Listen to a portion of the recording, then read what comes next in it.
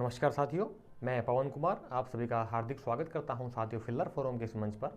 Filler forum ये मंच हमारा समर्पित है हायर एजुकेशन के लिए साथियों, जहां पर तैयारी करवाई जाती है एनटीए, यूजीसी, नेट, जेआरएफ के विभिन्न विषयों में। लगभग सभी प्रमुख विषयों की हम तैयारी करवाते हैं, फर्स्ट पेपर और सेकंड पेपर दोनों की ही, और वो भी निःशुल्क है पूर्णतया, जिसका कि किसी प्रकार का हम कोई चार्ज नहीं लेते हैं, कोई शुल्क नहीं लेते हैं किसी प्रकार का कोई पैसा नहीं लेते हैं, फ्री ऑफ कॉस्ट है सारी चीज़ें आपके लिए। तो आप हमें फिलर फोरम के ऐप के माध्यम से या फिर फिलर फोरम की वेबसाइट के माध्यम से आप हमें ज्वाइन कर सकते हैं, और आप हमें साथ ही फॉलो कर सकते हैं सोशल मीडिया के विभिन्न साइट्स के ऊपर। तो लिंक आपको नीचे वीडियो को डिस्क्रिप्शन बॉक्स में मिल जाएगा। तो आज हम चर्चा कर लेते हैं साथियों, जैसा कि पिछली कुछ वीडियोज़ में हमारा पाषाण काल चल रहा था साथियों, तो पाषाण काल हमारा समाप्त हो गया है। पाषाण काल को हमने पूरा कंप्लीट कर लिया है चैप्टर को। अभी हम जो नया चैप्टर हमारा आज चलने जा रहा है वो साथियों हड़प्पा सभ्यता है, सैंधव सभ्यता है, सिंधु नदी घाटी सभ्यता भी बोल देते हैं इसको, और क्या बोलते हैं आपका ये इंडस वैली सिविलाइजेशन भी बोल देते हैं। ये हमारी जो इंडस वैली सिविलाइजेशन है, हड़प्पा सभ्यता है, ये नवपाषाण काल के ताम्रपाषाण काल में आ जाती है। कांस्य युगीन सभ्यताएं भी बोल देते हैं। कांस्य युगीन सभ्यताएं जब से तांबे की खोज हुई थी, तांबे के बाद फिर तांबे से तांबे और टीन को मिला करके कांसा बनाया गया था, जिससे कि कृषि के औजार और अलग अलग उपकरण वगैरह बनाए गए थे, जिससे कि कृषि में आसानी हुई थी। तो आज हम इसके ऊपर पूरा प्रॉपर तरीके से डिस्कशन करेंगे साथियों।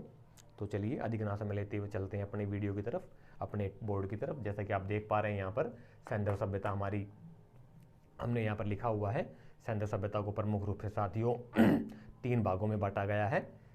प्राक हड़प्पा सभ्यता 3200 ईसा पूर्व से 2600 ईसा पूर्व के बीच में, जिसका कि समय काल रहा है। इसके अलावा बाद में परिपक्व हड़प्पा सभ्यता, जिसका कि 2600 बीसी से लेकर 1900 ईसा पूर्व तक का समय काल रहा है। इसके अलावा उत्तर हड़प्पा सभ्यता, जिसका कि 1900 ईसा पूर्व से लेकर के 1300 ईसा पूर्व के बीच में समय काल रहा है। काल निर्धारण किया गया है साथियों विद्वानों के द्वारा, इतिहासकारों के द्वारा। ये काल निर्धारण साथियों किस आधार पर किया गया है आप पूछ सकते हैं। तो ये काल निर्धारण जो किया गया है साथियों कार्बन डेटिंग के आधार पर किया गया है।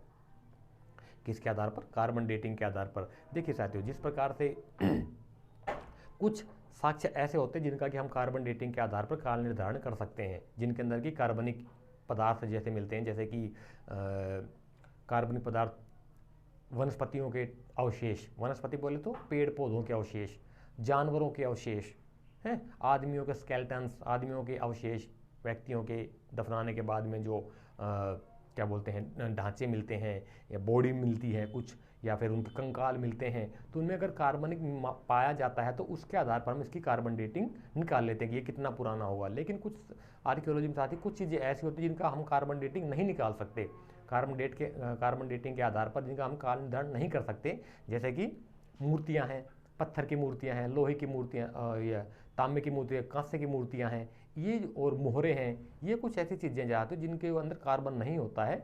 ये मेटल और क्या बोलते हैं पत्थरों की जो बनी गई है, मिट्टी से जो बनी गई चीज़ें, उनमें कार्बन नहीं मिलता है, तो उनका निर्धारण हम कार्बन डेटिंग आधार पर नहीं कर सकते। उनका एक अनुमान लगाया जाता है कंपेयर करके, टाइम टू टाइम कंपेरिजन करके, कि पहले पुराने थे तो उसमें और सुधार हुआ तो वो उसके बाद का काल होगा, उनमें और सुधार हुआ तो वो उसके और बाद का काल होगा। तो जो सबसे फ्रेश और सबसे नई जो चीज़ है, मूर्ति है या सबसे अच्छे प्रकार के सिक्के हैं, अमृत भांड हैं या मूर्तियां हैं, जो कलाकृतियां हैं, वो बाद के काल की यानी कि नए काल की मानी जाती है, बजाय इसके कंपेरिजन के हिसाब से कंपेयर करके उनका काल निर्धारण हम करते हैं।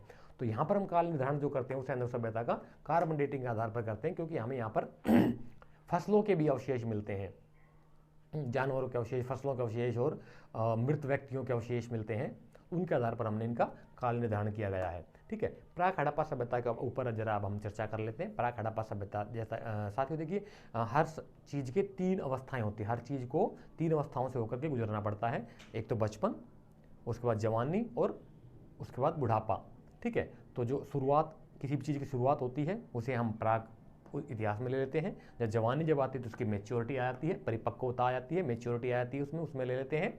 ठीक है, और जब उसका बुढ़ापा आता है तो उत्तर ढलता हुआ किसी चीज़ का ढलता हुआ जब समय आता है, तो बुढ़ापा जब आता है तो उसको हम उत्तर अवस्था में ले लेते हैं, उत्तर हड़प्पा यानी कि बाद की अवस्था।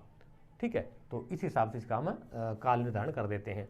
इसके बाद हमारा प्राक हड़प्पा सभ्यता में एक साथियों आता है समाधि क्षेत्र एच संस्कृति।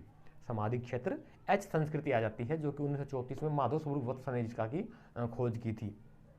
समाधि एच क्षेत्र, ये कुछ विद्वान इस क्षेत्र को, यहाँ पे जो कब्रें मिली हैं, जो साक्ष्य मिले हैं, वो कुछ विद्वानों ने उन्हें आर्यन आक्रमण थ्योरी से जोड़ दिया है कि आर्यन इन्वेजन थ्योरी, आर्यन आक्रमण सिद्धांत की यहाँ से आर्यों ने आक्रमण करके सिंधु सभ्यता को नष्ट कर दिया था, तो उनके अवशेष यहाँ से मिले। लेकिन ये साथियों सच नहीं है। सबसे पहले कौन थे इनमें? आर.पी. चांद महोदय। आर.पी. चांद महोदय वो इतिहासकार रहे हैं साथियों जिन्होंने आर्य आक्रमण सिद्धांत का सबसे पहले प्रतिपादन किया था।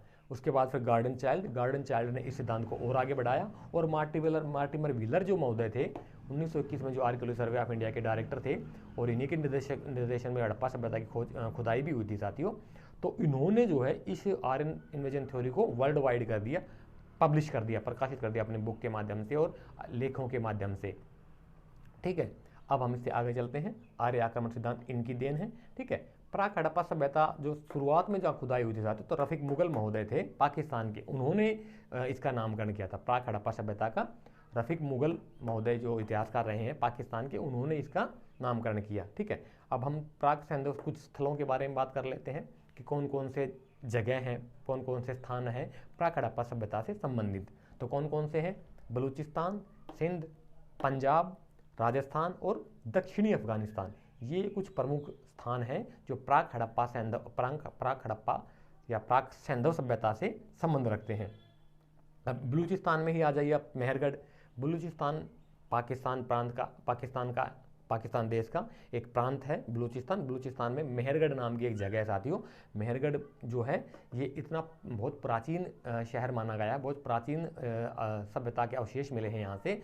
तो तीनों ही कालखंड के यहाँ से अवशेष मिलते हैं हमें, तीनों ही कालखंड की यहाँ से स्थल मिले हैं। तीनों ही कालखंड मतलब प्राक हड़प्पा सभ्यता, परिपक्व हड़प्पा सभ्यता और उत्तर हड़प्पा सभ्यता, तीनों ही सभ्यताओं के बारी बारी यहाँ से अवशेष मिलते हैं हमें मेहरगढ़ से। मेहरगढ़ जो पाकिस्तान के बलूचिस्तान में पड़ता है साथियों।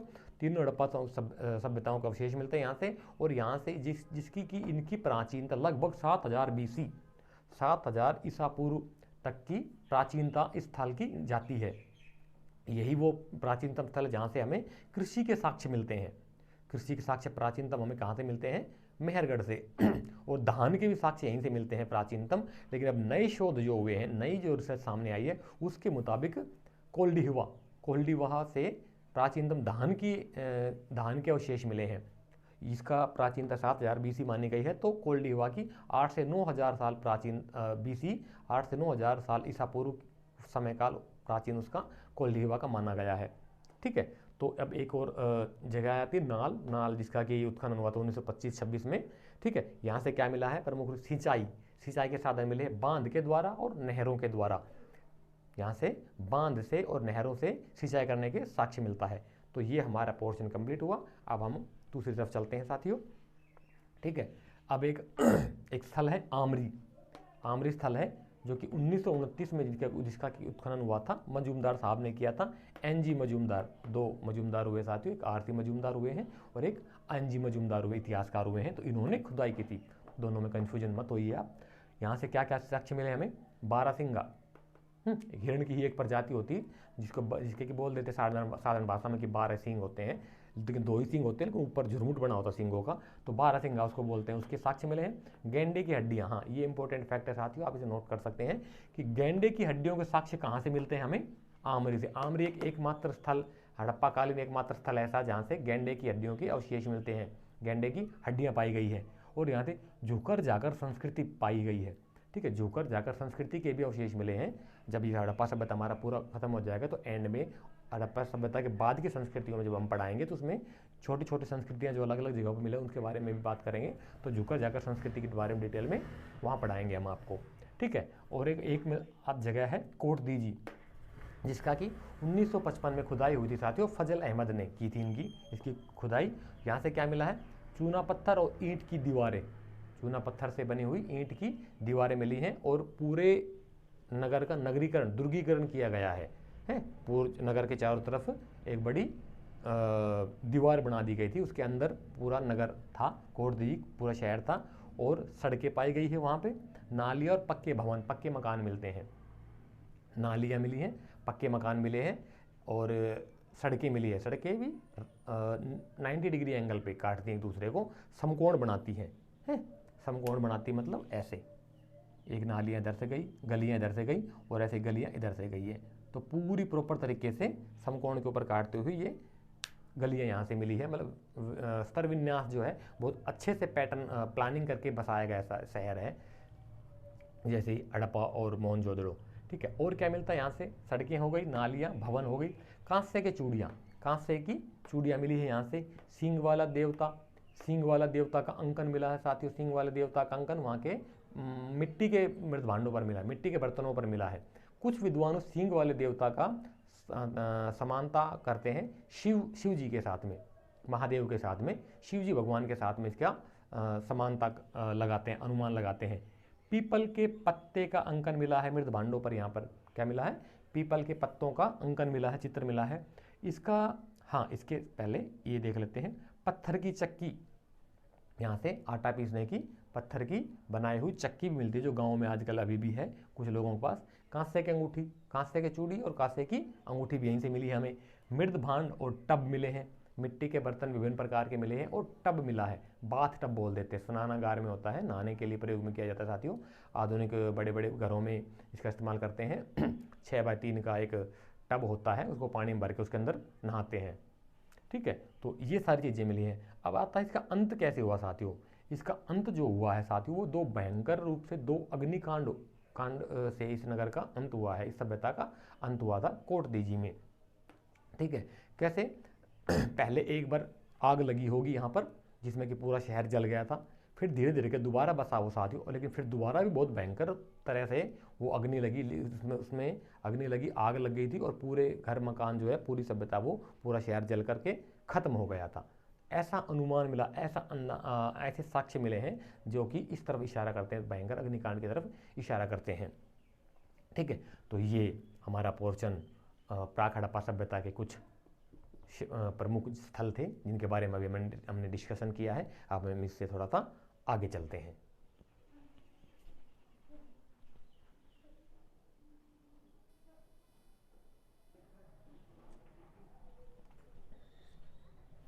तो साथियों, अब हम चर्चा कर लेते हैं इस टॉपिक के ऊपर, आगे बढ़ाते हैं इस टॉपिक को। तो भारतीय प्राक हड़प्पा स्थल, भारत में कौन कौन से प्राक हड़प्पा स्थल हैं, प्रमुख रूप से पाए गए हैं, उनमें से है साथियों, राजस्थान में कालीबंगा, राजस्थान में कालीबंगा प्रमुख स्थल है ये प्राक हड़प्पा सभ्यता का, जहाँ पर दुर्गीकरण के साक्ष्य मिले हैं। पूरे नगर को जो है दुर्ग, किलेबंदी की गई थी। यहाँ से तंदूर का साक्ष्य मिला है। तंदूर समझते होंगे आप, मिट्टी का बना होता है, इसमें रोटियाँ पकाई जाती हैं। बहुत से लोगों ने सारे तंदूरी रोटी खाई होंगी ना। ठीक है, तो जौ की खेती के प्रमाण मिले हैं यहाँ से। लघु पाषाण उपकरण साथियों, छोटे पाषाण उपकरण भी मिले हैं यहीं से ही। गोमेद, गोमेद एक प्रकार का पत्थर होता है, उसके साक्ष्य मिले हैं। और सींग वाले देवता का अंकन मिला है, सींग वाले देवता का अंकन मिला है। इसकी जो बसावट थी ना साथियों, इसकी कालीबंगा की जो बसावट थी, जो वो समानांतर चतुर्भुज के रूप में थी। समानांतर चतुर्भुज बोले तो इस प्रकार से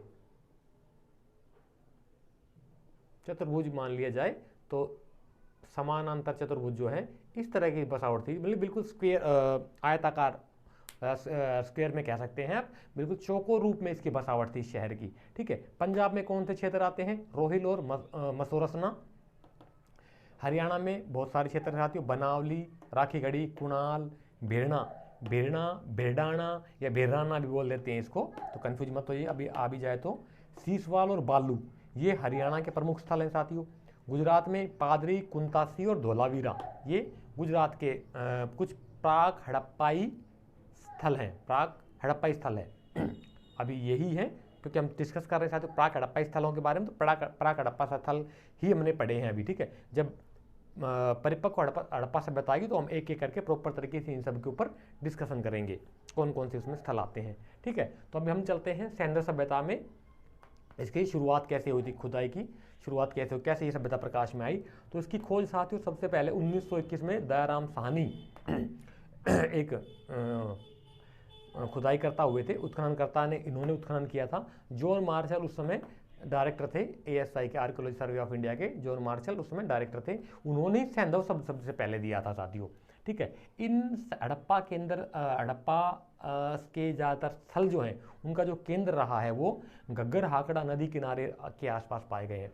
घग्गर और हाकड़ा जो नदी है साथ ही उस नदी के आसपास के क्षेत्रों में ज़्यादातर ये स्थल पाए गए हैं। तो इसलिए कुछ लोग इसको चूंकि देखिए साथियों, घग्गर की तादात्म्यता, घग्गर की समानता कुछ लोग सरस्वती नदी घाटी से भी करते हैं, सरस्वती नदी से भी करते हैं। तो इसलिए कुछ लोग इस सैंडल सभ्यता को सरस्वती सभ्यता ही बोल देते हैं। क्या बोलते हैं? सरस्वती सभ्यता ही बोलते हैं। ठीक है। शुरुआत कहाँ से हुई थी साथियों? चार्ल्स मैसन नाम के एक विद्वान हुए थे 1826 में। उन्होंने खुदाई की थी पंजाब में साहिवाल, पंजाब में एक साहिवाल जगह है, उन्होंने वहाँ पर खुदाई की थी, लेकिन उन्हें कोई विशेष सफलता नहीं मिली थी। शुरुआत उन्होंने की थी। तो उन्होंने अपने लेख में ये भी बताया, प्रतिपादन किया कि 325 BC ईसा पूर्व सिकंदर और पोरस का जो युद्ध हुआ था, सिकंदर जो यूनान से आया था और पोरस जो हमारे उत्तर पश्चिमी जो आज का पाकिस्तान, यहाँ का जो क्षेत्र तक्षशिला वगैरह का जो क्षेत्र है, वहाँ का जो राजा था, उसके साथ में पोरस जो यहाँ का राजा था, उसका इन दोनों का युद्ध जो हुआ था वो यहीं पर ही हुआ था, पंजाब के साहिवाल में ही हुआ था। इनका ये मानना था। एक टीले का उत्खनन उन्होंने किया था उस समय। 1831 में अलेक्जेंडर बंस नाम का यात्री था जिन्होंने इस हड़प्पा स्थल की यात्रा की थी, लेकिन उन्हें भी कुछ नहीं मिल पाया वहाँ से। 1853 से लेकर 57 तक साथियों ये कनिंघम महोदय यहाँ पर लगे रहे उत्खनन करने के लिए। इनको एक अंग्रेज ने वहाँ पर मिली हुई एक मोहर दी थी, वृषभ की मोहर दी थी एक, लेकिन कुबड़, उसके ऊपर कुबड़ एक बैल छपा हुआ था, लेकिन उसका कुबड़ नहीं था। वो ऐसी मोहर थी, उसके ऊपर बिना कुबड़ वाला बैल छपा हुआ था। तो कनिंघम महोदय ने उसे क्या मान लिया, उस मोहर को, उस सील को एक विदेशी सील मान लिया कि ये तो यहाँ तो ऐसा कोई पशु ही नहीं रहता, ऐसा कोई पशु नहीं है, तो हो सकता कोई व्यापारी लेकर के सील को आए हों, और व्यापारियों के माध्यम से मेसोपोटामिया या मिस्र के व्यापार, जैसे कि आप जानते हैं वहाँ उस समय होता था हमारा सिंधु सभ्यता के लोगों के साथ में, तो उनको लगा कि वहाँ से कोई व्यापारियों के द्वारा ये मोहर यहाँ पर आ गई है, और उन्होंने उसको नज़रअंदाज कर दिया, इजी वे में ले लिया और वो लगे रहे। लेकिन उनका ध्यान डाइवर्ट हो गया है। खुदाई करनी थी उसको, अगर वो सिंधु सभ्यता की मोहर मानते तो सिंधु सभ्यता को लेकर हड़प्पा की खुदाई करते, लेकिन उन्होंने ध्यान उस मोहर को मान लिया कि तो विदेशी मोहर है, और वो अपना अलग वे में लगे रहे, लेकिन कुछ सफलता खास नहीं मिली उन्हें। ठीक है। 6 अक्षरों की वो मोहर थी साथियों, वृषभ छपा हुआ था इस पे।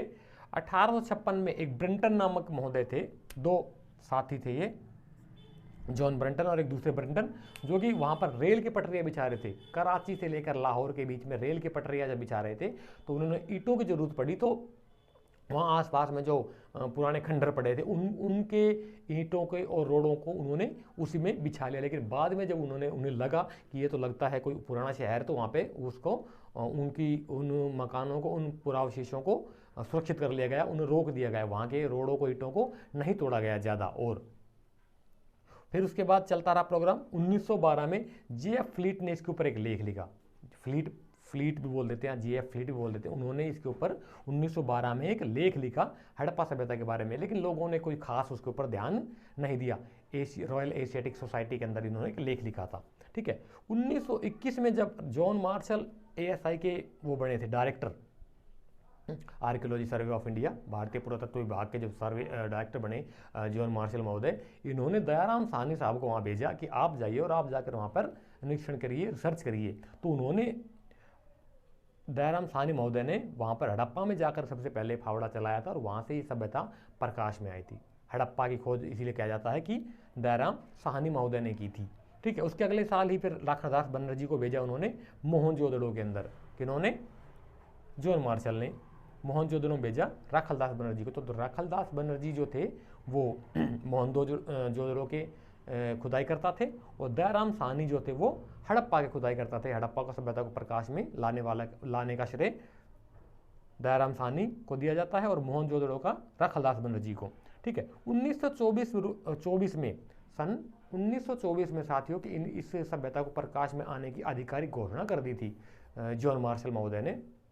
एक इंटरेस्टिंग बात बताता हूँ आपको कि जॉन मार्शल महोदय खुद नहीं गए।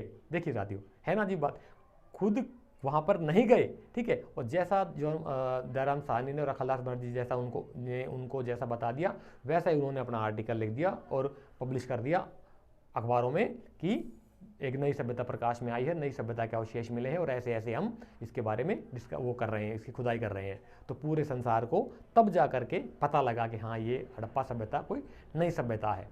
खुद नहीं गए थे जब तक वो वहाँ पर, उनके आधार पर, दूसरों के आधार पर उन्होंने बताया। ठीक है, खुद कब गए? 1925 में।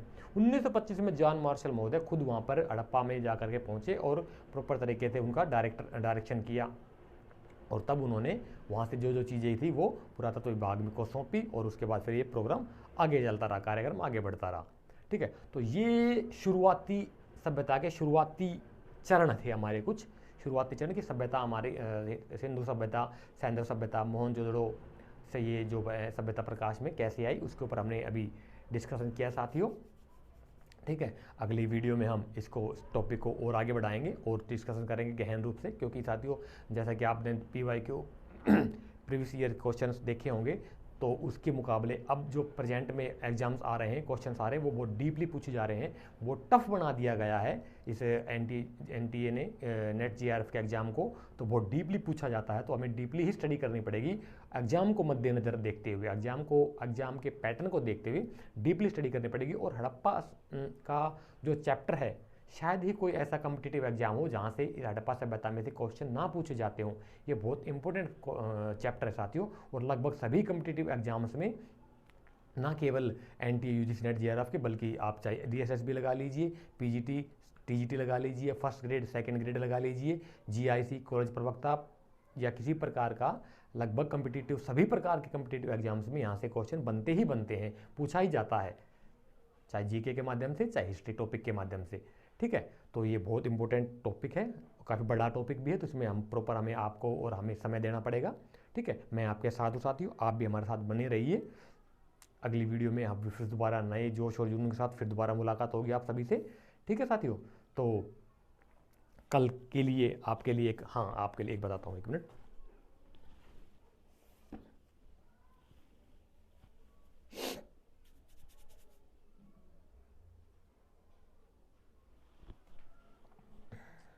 कल के लिए आपके लिए एक टास्क देता हूं साथियों कि हिंदू कुश पर्वत के बारे में आप कुछ बताइए।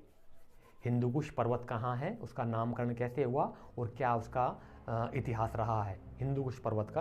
तो आपको नीचे वीडियो के नीचे डिस्क्रिप्शन बॉक्स में आपने हिंदू कुश पर्वत के बारे में डिटेल देनी है, और हम कल इसके ऊपर फिर चर्चा करेंगे। तो तब तक के लिए आप हमारे साथियों आप हमारे साथ बने रहिए।